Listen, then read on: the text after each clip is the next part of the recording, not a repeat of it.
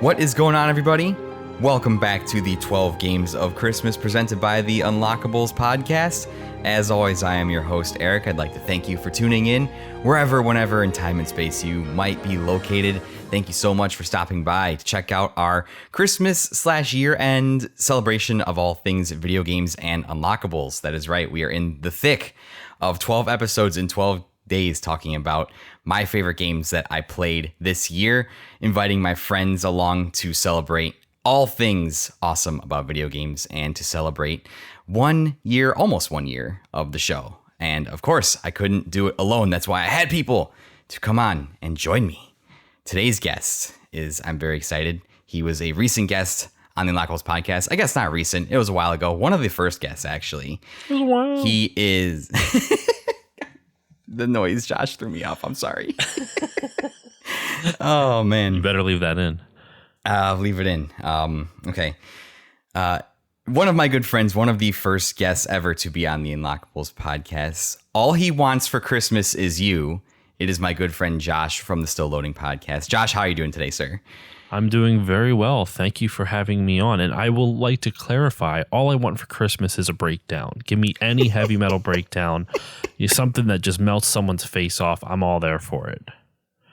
When it gets this cold, I am all for face melting heavy breakdowns. I'm going to put one in actually right here before we get started. But what's even funnier is I don't even really listen to metal all that much anymore. I used to, but I just love the expression, all I want for Christmas is a breakdown. I like that version better than the Mariah Carey version, who, as of this recording, is probably taking over the airwaves as we speak, coming out of her. This might be a hot take. I love that song. Oh, no. Unabashedly love that song. It is way too damn catchy for its own good. I understand it's too early to play it right now at the time of this recording. At the time people are listening to this, it's right in the perfect time to play it. So crank that shit up. Let's be honest. Nobody, I care very much about Thanksgiving because I love food and I like seeing my family. But once it gets past Halloween, there's no rules or restrictions. That's when they thaw out Mariah Carey. I read something crazy that every time that starts for like the next 3 months, she's gonna make like millions of dollars off of royalties for that song based on how much they play it every year. She knew what she was doing when she wrote that. She was like, yeah, this is gonna make me all the money for the rest of time.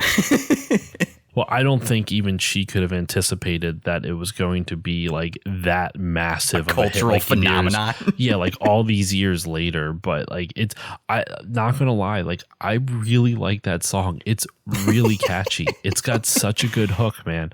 I'm a sucker for a good pop hook, and that is absolutely one of the best. I totally understand why people hate it though. It's overplayed to hell and back. But I think the reason I don't hate it and I still love it is I don't listen to the radio. And I don't go into the stores often. So it has never been overplayed for me. In fact, if anything, it's been underplayed.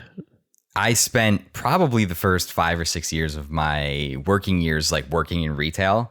So it was just, once Christmas time hit, it was just a nonstop bombardment, like 5 days a week, 10 hours a day, like hearing that song probably at least 5 to 6 times a day for 3 months. See, I worked in a grocery store and it was a Christian grocery store, or like it was owned by Christians. It's not like that was the theme. That would be freaking weird.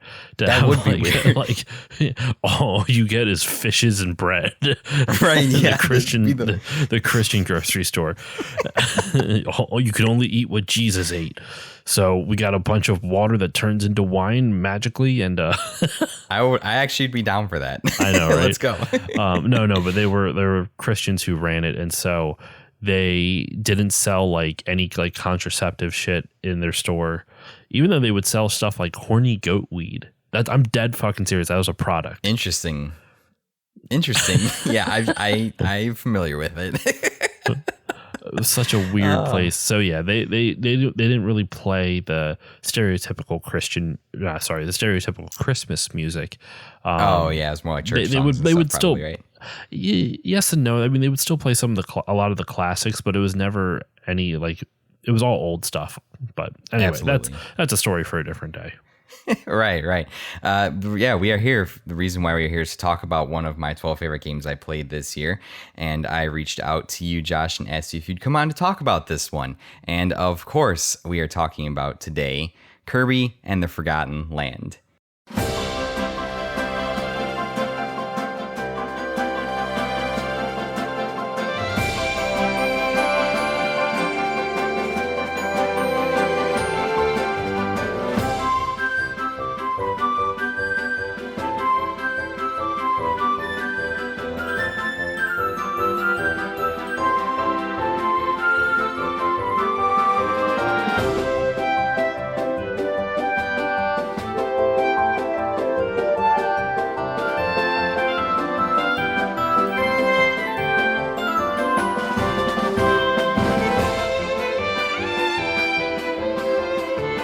Kirby, better known by its Christian name Kerbo's Waddle Dee Rescue, is a mouthful to say.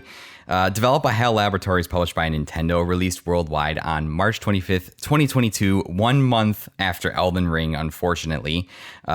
Has a 85 rating on Metacritic, 9 out of 10 on Game Informer, 9 out of 10 on GameSpot, 8 out of 10 on IGN. As of June 2022, has sold 4.5 million copies worldwide. It is the second best-selling game in the series behind Kirby's Dream Land, all the way back on the Game Boy. And it is the 22nd best-selling game on the Nintendo Switch. No awards or anything like that yet to speak of, but it did come out this year, and award season is coming up, so I imagine probably by the time this is out, it'll probably have won some kind of Nintendo awards. They award themselves things all the time. So, and then the last thing to speak of, since we're doing this during Christmas, I invented the Christmas meter. I determined how Christmas a game is, and I gave this one 5 out of 10 candy canes because there's a snow level, and snow levels equal Christmas. So that's my only logic based on that. So 5 out of 10 candy canes, Kirby and the Forgotten Land, sort of a Christmas game. I do think you should add an Elden Ring meter of how far or close away, like how close or how far away it released compared to Elden Ring. This came out 5 days before Elden Ring. This came out this is 6 months and 12 days loud. After Elden Ring. This would be like a solid 9.5 out of 10 on the, this is probably as close as you could get to Elden Ring. A couple that might show up later, during the 12 games that might have been closer, but you'll just have to listen the rest of the week and a half and see if that's true.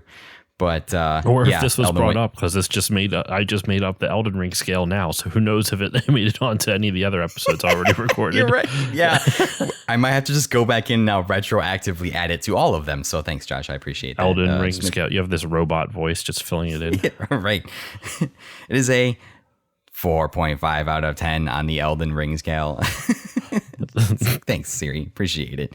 I'm gonna have to do the robot voice now. Moving on, this is one of the games that I played in 2022 that happened to come out in 2022, and it was one of the ones I wanted to talk about. And Josh, I know you did an episode on your show about it, and I liked a lot of the points that you made on there. So I don't remember any of them.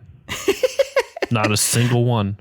Listen, I'm sure it'll all work out. It's fine. We definitely won't contradict ourselves months later on the show, so it'll be fine. That's and my if bread anybody's and butter. listening. Yeah, if anybody's listening that close, then you should probably just, find a job and stop hating on us. But anyways, I just wanted to ask, what was your brief experience like playing the game in 2022? And what are your thoughts on why this game should be talked about at the end of the year as one of the best games this year?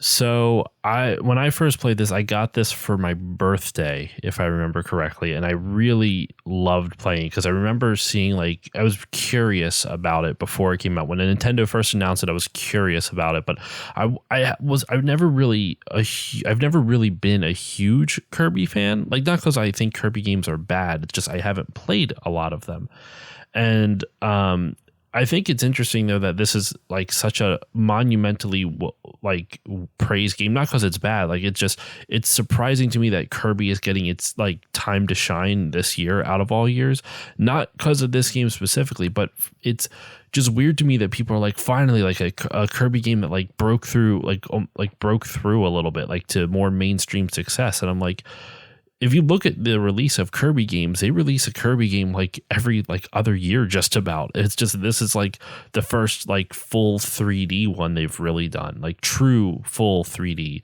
But yeah, no, I really loved playing this game when I got it for my birthday, played it through on stream. I did an episode of it with Morgan Remington of Intergalactic Pinecone. I don't know if that's still his. He's been doing a bunch of stuff recently. He's done a lot of streaming, so I don't know what he's been up to recently. But I really enjoyed this game. It was a lot of fun. It was a lot more fun than I was expecting to be. And I think one of the things that like really sticks out to me is actually the music. The music creates such a beautiful, like, happy vibe to it. Like, when you play the game, you can't help but smile. I think that's the best way I can describe this game. It's just, I mean, it's lame to say it's so much fun and that's the best way to describe it, but it really is. Like, I was smiling every time I was playing it. And when I was playing it right before we recorded, and I was sitting downstairs with my daughter before she went to bed, and she was watching me play it, and it's just like the music, I was just smiling ear to ear. Like, it's just such a charming game. And I mean, my experience was just like, I was charmed by it. I loved playing through it. I liked the amount of challenge in it. Just, there was so much for me to enjoy with this game. You hit on a lot of points of a lot of stuff that I like about this game, and a reason why it's one of my favorites this year. I have had a little bit more experience with the Kirby franchise than you. I've kind of crossed paths with Kirby multiple different times. Like, I would go away for a few games and then come back and play a game, then go away for a few games and then come back and play a game. Starting with Kirby Superstar, which I think is one of my favorite games on the Super Nintendo and one of my favorite games of all time. Isn't I that love just Kirby a collection Superstar. of mini games? Yeah, so no, it was a collection of a bunch of the games. So they repackaged Dreamland as like the Spring Breeze game in Kirby's Dream Land. They added the Great Cave Offensive. They added Meta Knight's Revenge. They added Milky Way Wishes. So they're like mini Kirby games, like all packaged together. And it's a very, very cool experience, especially like Meta Knight's Revenge is really cool. And Milky Way Wishes is really cool, really different for Kirby at the time. And I love that game to death. It was after Mario, one of my first experience playing video games as a kid. And then another title that I think is monumental, it doesn't get talked about enough, is Nightmare in Dreamland on the Game Boy Advance. I think those two are like probably my pinnacle for Kirby titles. And then I would play some here and there. I remember playing briefly a little bit Crystal Shards on 64. I played, I think it was Canvas Curse on the Wii U with the weird gamepad. And then the most recent one I played, which kind of left a sour taste in my mouth over the franchise overall, was Star Allies. And Star Allies was a Kirby game, but it just kind of felt, something about it just felt like lifeless and soulless. Like where you said, Forgotten Land was fun to play. Star Allies, I didn't have any fun playing. I just felt like I was just like playing uninspired levels that weren't challenging, and just there was nothing fun about it. It was just like, oh, well, we need a Kirby game. Like you said, it's a year and a half. Like, let's put out another Kirby game. Yeah. So I'm really happy that they kind of fixed all those things. And like you said, I was just having so much fun playing Forgotten Land. It was just like, I also really love the amount of the way they handle power-ups in this game. I really enjoy that a lot, because like I said, I don't have the most experience with Kirby games, but you know, in the first Kirby game, you don't get any power-ups. Like Kirby doesn't absorb enemies and take their powers. But what I love about this one is that you get different power-ups, and you can level up those power-ups by finding different schematics. But the only way you can level them up is by getting a certain number of this one collectible and a bunch of star bits and or whatever those star medals or whatever the hell they're called. Right. You have to spend like 1,000 star medals and 5 of like the rare star things or whatever it is.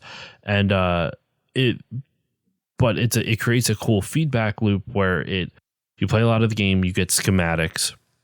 By playing all the game, you get the currency you need to use those schematics to upgrade the power up you were given, and then by getting that new power up, it unlocks more gameplay options for you, so that way you can then get more medals, find more schematics, and get more upgrades, so then you can keep the cycle going until you run out of upgrades, and which is pretty much the end of the game. So it has this cool gameplay feedback loop. By playing the game, you're rewarded with more gameplay options, and instead of just kind of like giving you Like instead of it being arbitrary checkpoints, your gameplay actually influences like what you do in the game determines what power-ups you get to an extent. And by that, I mean, just you have to find the power-ups.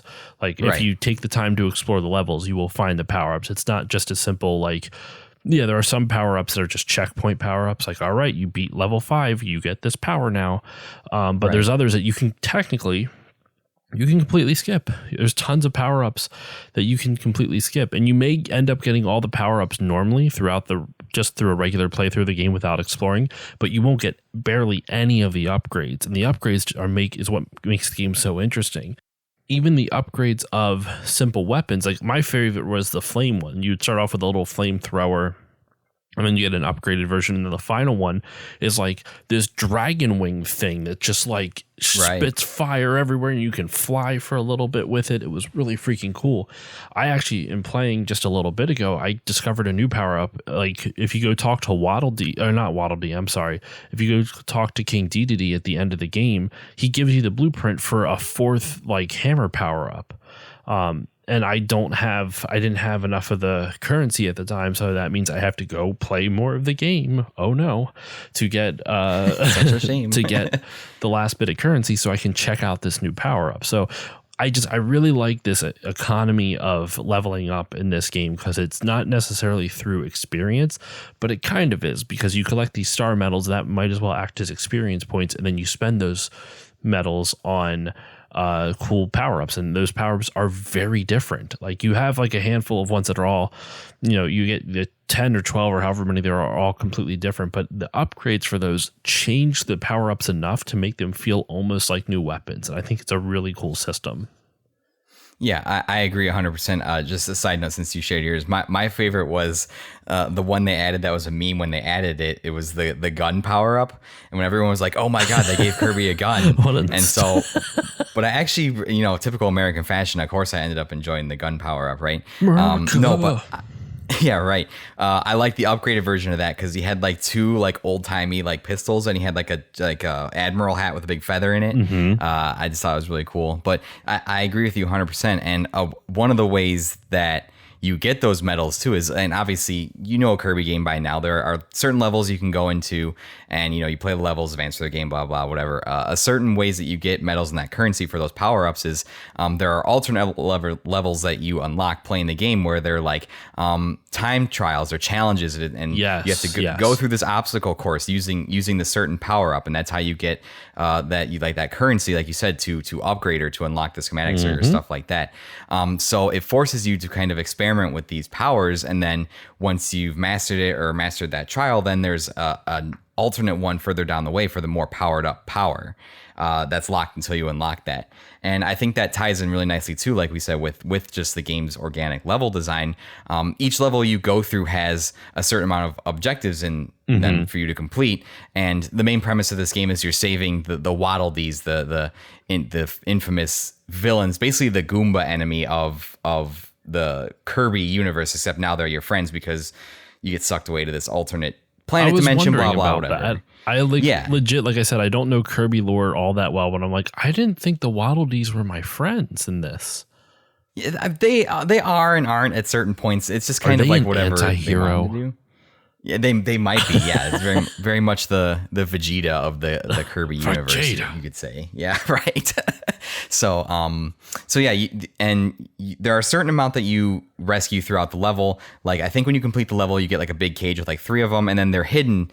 The rest of them are hidden like throughout the level. And as you rescue more Waddle Dees, you grow their little town, which is like your hub base, which is like where you buy your power ups, where you can like get food, buy collectibles. There's an arena there, so you can do like boss rush mode and all that stuff. As you save more Waddle Dees, the town grows bigger. And like you said, that kind of adds into that feedback loop of like, oh, I'm making progress. I've unlocked more things. I've grown the town. It makes you want to go back and explore levels and rescue more Waddle Dees.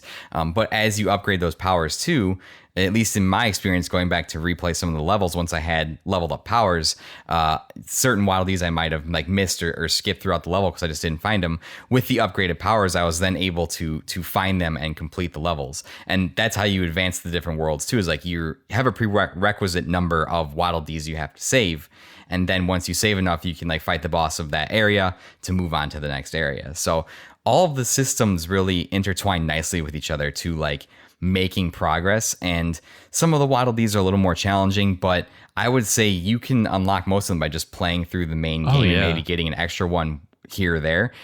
In typical Kirby fashion, the extras are just there for you to like challenge yourself to like, if you want more of a challenge, if you want the game to be harder, here the game can be harder. And there, I also you mentioned before those challenge stars that get you those power ups. What I love about those stars is that they force you to master your power ups.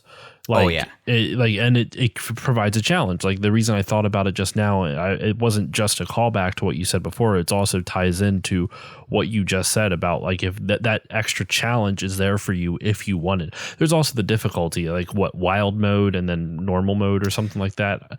There's like Spring Breeze or like regular or something like that. So yeah, I played on wild mode, the harder difficulty.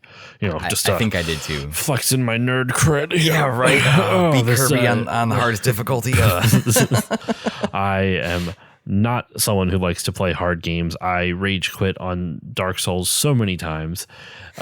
Anyway, but those challenge levels really force you to master a specific power up, whatever it may be, and they teaches you ways to use those power ups that you might not have thought about. Like I still think about like the buzz blades, and there's one where you throw it out, and as long as you hold the attack button down, it freezes in midair, and then you can direct Kirby around to the other side, and it will come back to you like a boomerang sort of. So you can throw it out one way, run to another side, and then let go, and it'll come to you, and that you can use that to hit like switches that were inaccessible to you because you can't throw around a corner or something like that.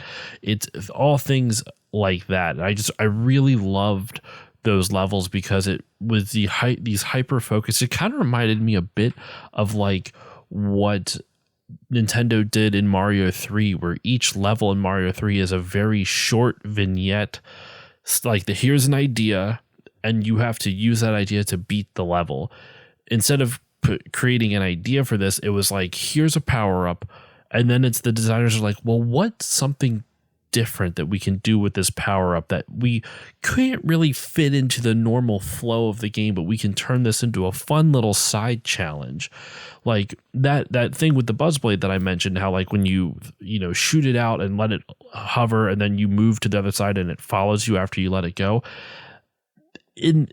In the standard game, there's not a lot of use for that. Like you can use it, sure, but unless there's a specific puzzle that requires you to do it, you don't really need it for any combat or any just standard like normal gameplay throughout the game.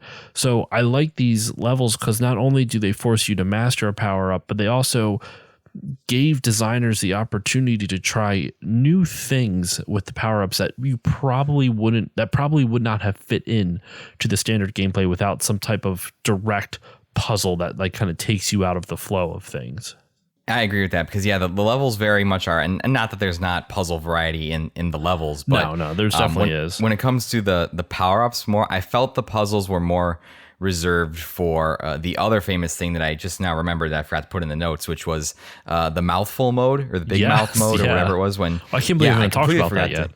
Yeah, it's so crazy. But that's where infamously, like in the trailer, like Kirby like sucks up the car and like can drive around, or he can suck up like a cone or a circle or even a freaking set of scaffolding staircase and become stairs. Really, they were just like, what is the most ridiculous thing that Kirby can do? Like ratchet up to it's like he can eat stuff. Be like, okay, well, what if he just starts eating like really crazy stuff, like cars and all this crazy stuff? And I really like that they went crazy with that because it just really kind of shows that Kirby's kind of had this one trick that he's done for basically his entire career, which is eat enemies, get their power ups. Like, okay, that's really cool, but like, what is the next extension of that? What is the evolution of that? And the first evolution we saw was, like you said, the leveling up of your power-ups, which is something that they've never explored in a Kirby game before, and the kind of different variations on your basic, like your fire and your ice and your hammer abilities, just the different things that those could do. And then after that, it's like, okay, what is the most ridiculous version of that? Well, what if Kirby ate a vehicle, ate a car, and he could just drive around? Or what if he became literal inanimate objects. So I really enjoyed that. I don't know about you. No, it's something I've noticed with Nintendo's franchises on the Switch, and I shouldn't say this happens with all the franchises. It's happened with 2 so far, and I'm sure there's others that I'm not thinking of. They've brought franchises that are historically cartoony, and right now I'm thinking of the 2 games I'm thinking of specifically: Mario Odyssey and Kirby in this Kirby game, Kirby and the Forgotten Land. And they take these cartoony franchises and they're like, let's bring them into the real world. Like Kirby and the Forgotten Land is super, like it clearly takes place in what's supposed to be our world. It's not because there's like, some fictional language, like ruins of our world. Like Kirby's never been in like a city like that before. Exactly.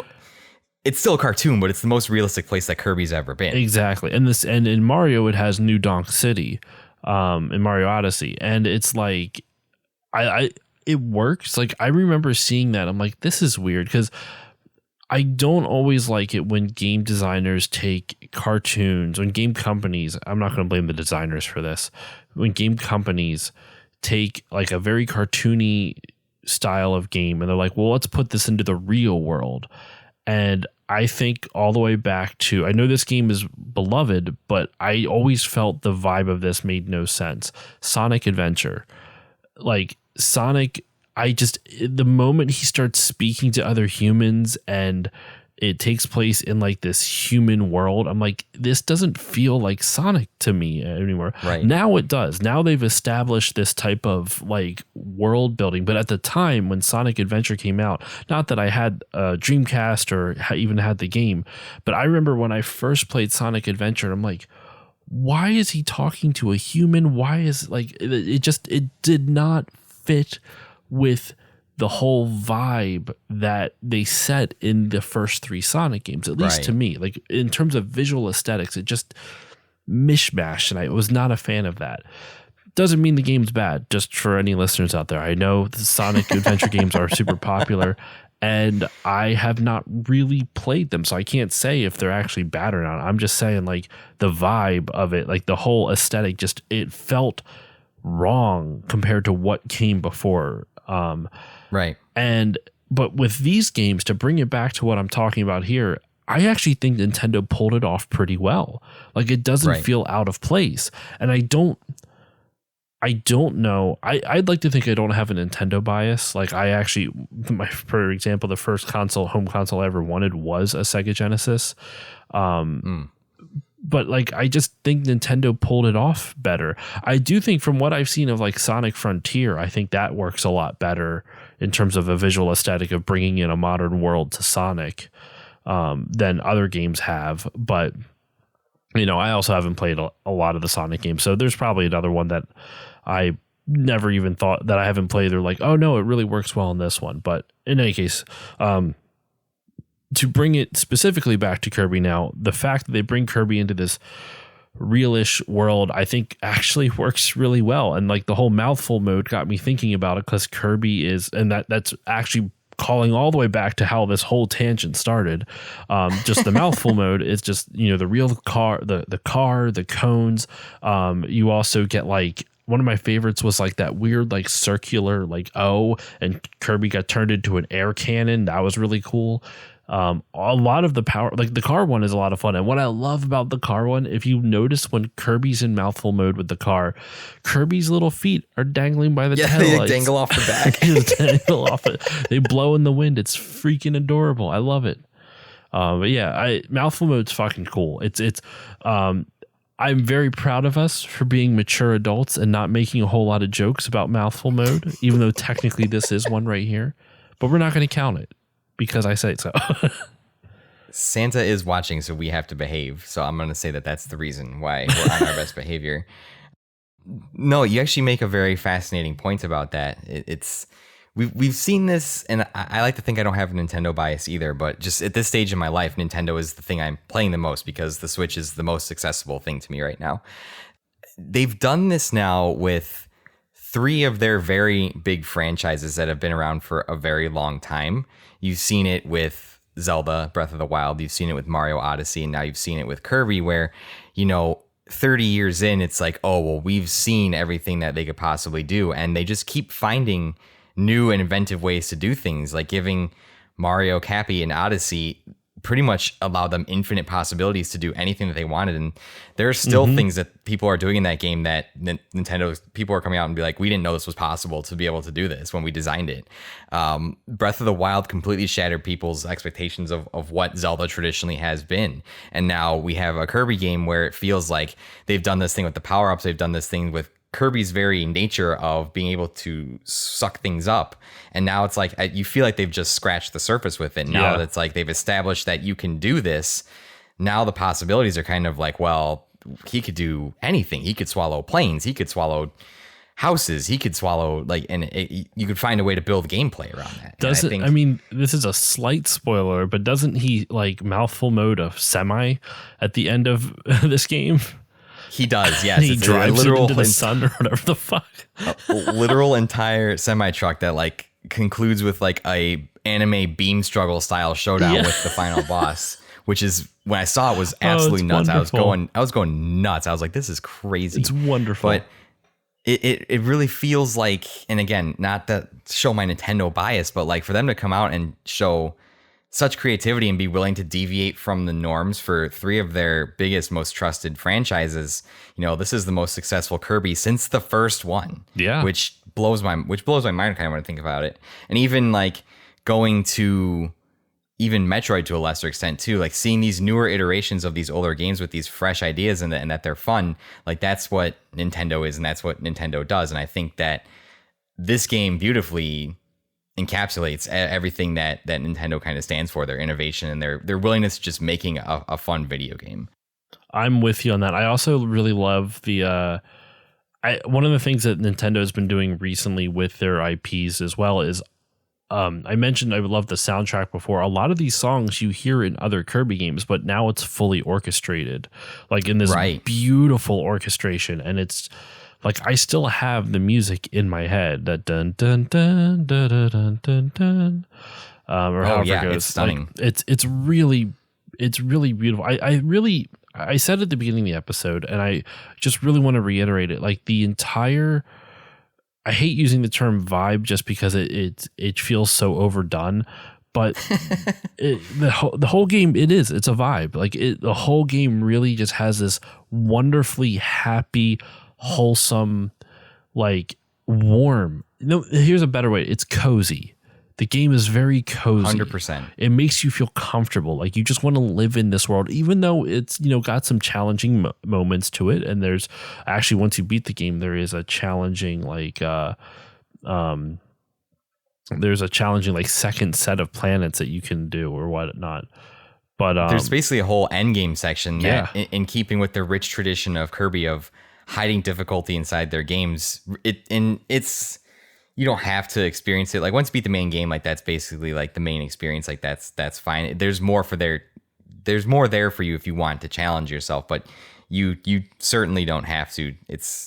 I felt like I wasn't missing out on anything. I did it, but like I was like, oh, if I just didn't do this or know about it, like I probably would have still felt like I had a full experience with the game. But yeah, Kirby games, if you choose to hunt out their challenges, can be deceptively difficult. Yeah.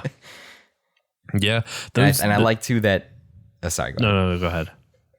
I just like too that they give you that agency to choose too. They really like. Not only is there the difficulty level, but the way they build in the challenges and the end game difficulty, they really do give you agency over how difficult or carefree you want your experience to be. That was the only point I was trying to make. I also want to say, they crammed a lot of content into this game. There is a lot of stuff. Yeah. Besides the main game, which that in and of itself is a 20-ish hour experience. I forget what the length is. It took me a while. It's it's a decent length of game. Especially if you're carefully combing every level for everything. You have that. Then as you grow Waddle Dee Town, there's mini games in Waddle Dee Town. Besides the Coliseum, there's other. I don't even know all the mini games because I haven't. When I beat the game, I was just focused on beating it. By the time I beat it, I logged 20, 30 hours. I'm like, I don't fucking feel like doing these mini games now because I just spent 20, 30 hours in this game. I beat it. I need a break.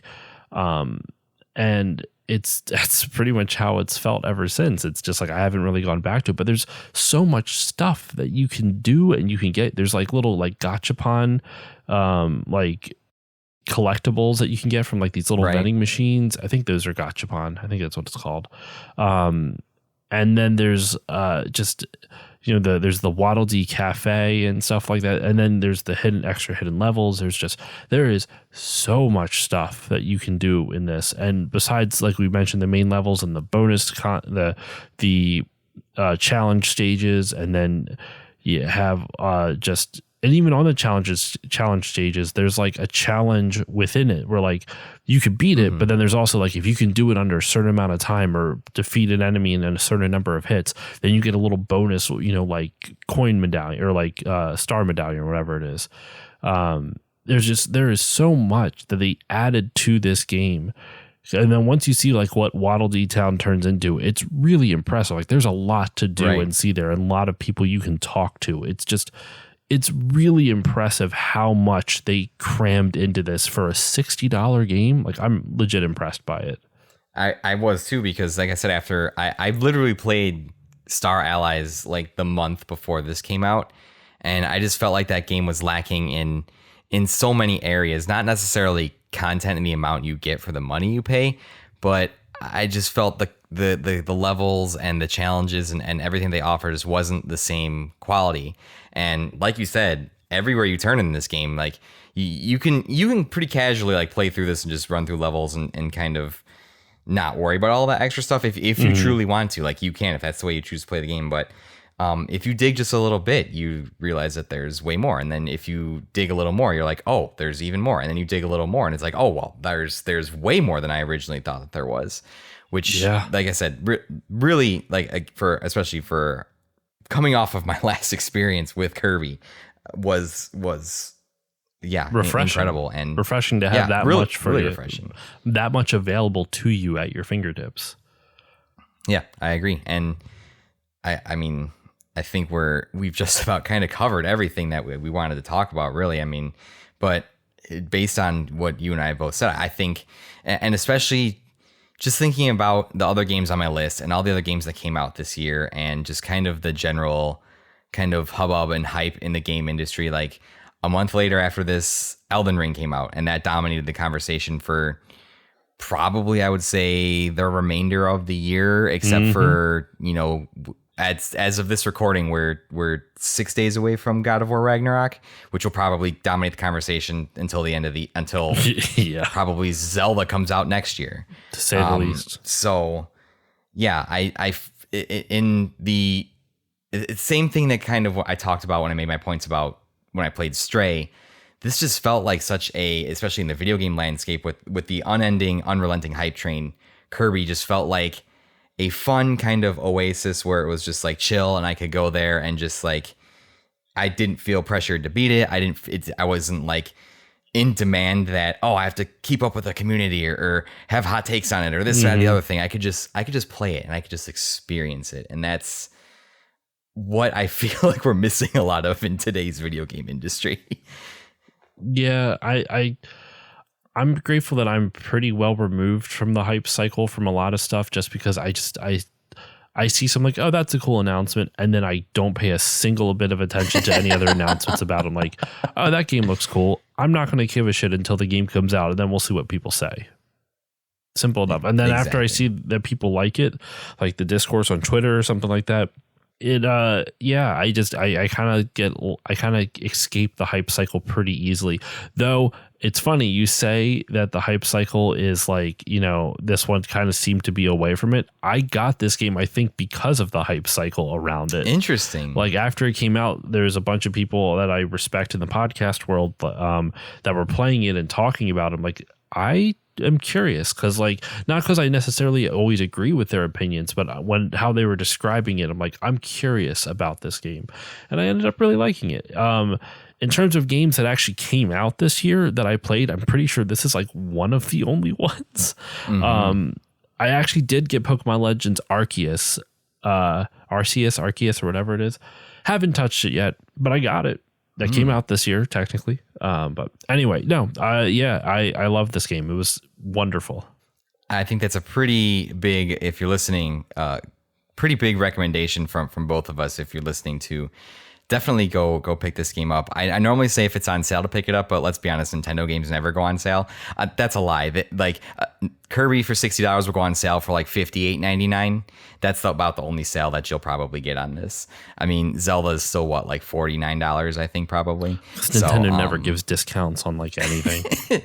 No, never. Unless it's like they're just fire sale indie eShop sales that get me every time. But pretty big recommendation and pretty big reason, if you didn't hear how passionate we both are about this game, why it was one of the games I wanted to talk about at the end of this year.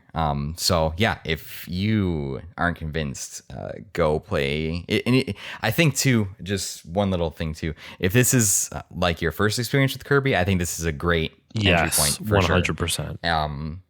None of the Kirbys are like interlinked or anything. Like some people on YouTube have tried to make like an overarching like Kirby lore theory, like all this eldritch horror, and that's not. You don't have to worry about that. It's fine. This is a very accessible first Kirby title. So if you're interested, if you've ever been interested, I think this is a great spot to jump in for sure.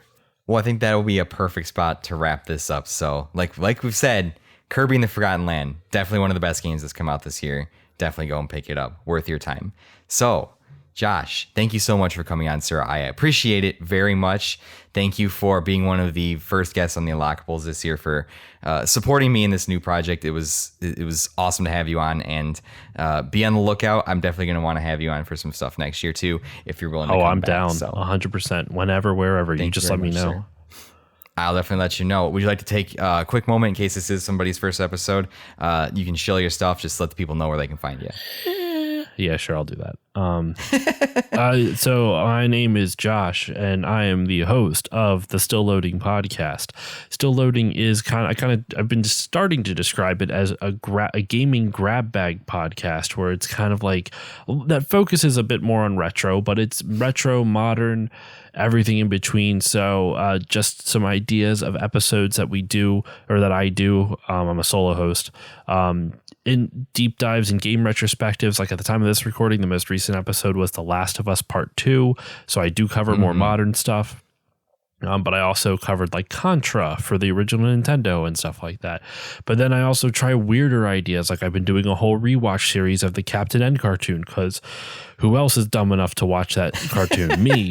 And then even if it's not a rewatch thing, I also try things like I did a Final Fantasy fantasy draft back in March of this year, or March or April was whenever it came out. That was one of my most ambitious ideas I've ever tried. It's like what happens when Final Fantasy and fantasy sports meet. That's the Final Fantasy and fantasy draft. But yeah, so I just do tons of stuff like that. And I guess the last example I'll give of like a weird idea I had, I did a Still Loading story time of like 3 or 4 years ago or so, which was me and a bunch of friends doing dramatic readings of old video game manuals. It was we had a lot of fun doing that.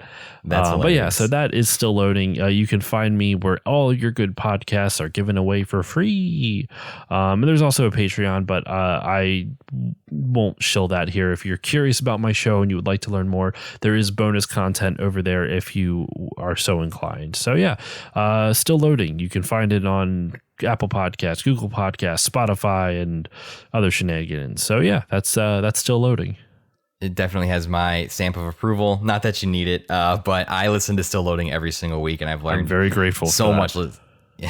I've learned so much listening to it. Like I said, I didn't even know Captain N existed before you did that, and Captain N is one of my favorite things that you do now. And one of my others, if I could shout it out too, is when you had the voice actor for Clank on. I thought David that was K. Yeah, I do interviews. Super cool. About that. David K. He's such you do interviews as well. Such a wonderful human. He was so nice. Yeah.